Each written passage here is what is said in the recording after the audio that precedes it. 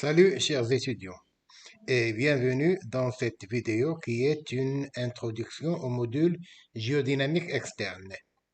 Faisons un petit rappel sur le fonctionnement des principaux facteurs qui contrôlent la géodynamique externe de la surface de la Terre avant de développer les différents aspects dans les vidéos suivantes.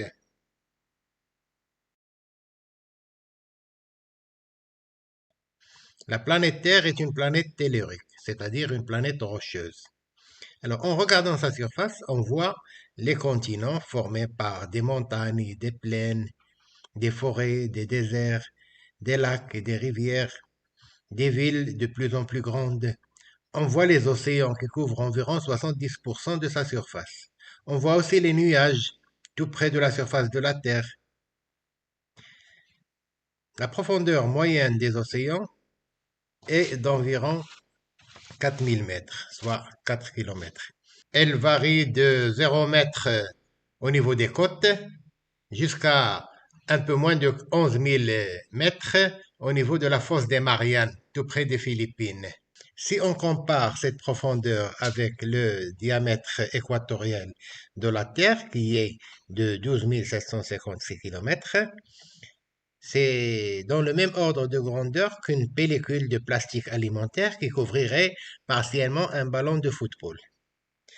Donc, si on regroupe toute cette eau en une seule boule, elle donnerait une masse sphérique de 1400 km de diamètre environ. Et la nature rocheuse de la Terre est dévoilée.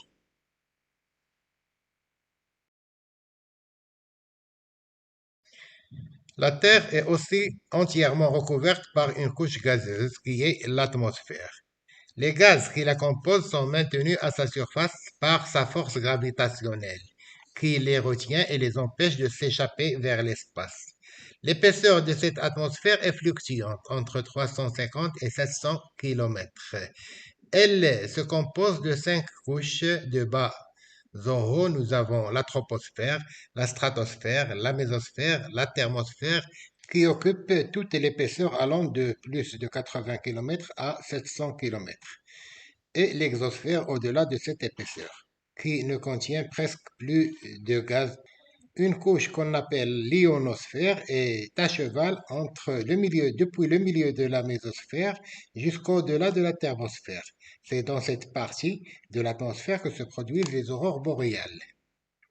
La couche qui nous intéresse pour notre sujet, à savoir la géodynamique externe, est la plus basse, la troposphère, qui a une épaisseur moyenne de 10 km, mais qui varie de 8 km au niveau des pôles à 16 km au niveau de l'équateur. Dans cette couche sont concentrés plus de 90% des gaz de l'atmosphère, où se produisent les phénomènes météorologiques qui sont les principaux responsables de la dynamique de surface. Si on regroupe tous les gaz se trouvant dans cette troposphère, nous obtiendrons une boule d'environ 2000 km de diamètre. Ce sont donc ces deux boules, de l'eau et de l'air, qui sont les principaux responsables des transformations qui se produisent au niveau de la surface de la Terre. Ce sont elles qui effacent et adoucissent les chaînes de montagnes et tous les reliefs qui naissent par les mécanismes de la dynamique interne de la Terre. Ces deux matières fluides subissent des mouvements, ou plus précisément des courants, qui naissent à la suite de la variation de la température. Cette variation est liée à la rotation de la Terre autour d'elle-même, mais surtout elle est liée à sa rotation autour du Soleil, qui est le principal moteur responsable du réchauffement de l'atmosphère, et dont le rayonnement arrive avec des angles d'incidence différents sur la surface de la Terre, confère des intensités différentes de chaleur à cette surface. Cela entraîne des changements de température d'un endroit à l'autre de la surface de la Terre, ce qui implique des changements de pression de l'air, qui va subir des mouvements des zones de haute pression vers des zones de basse pression. L'eau a une propriété particulière qui est le changement d'état selon la température. Il passe de l'état de glace à l'état liquide à l'état de gaz. Alors, il entre dans ce jeu et c'est lui qui est le principal agent qui sculpte la surface de la Terre et façonne sa topographie. La topographie sera donc notre premier chapitre. Je vous donne donc rendez-vous sur la vidéo suivante, la topographie. Je vous remercie.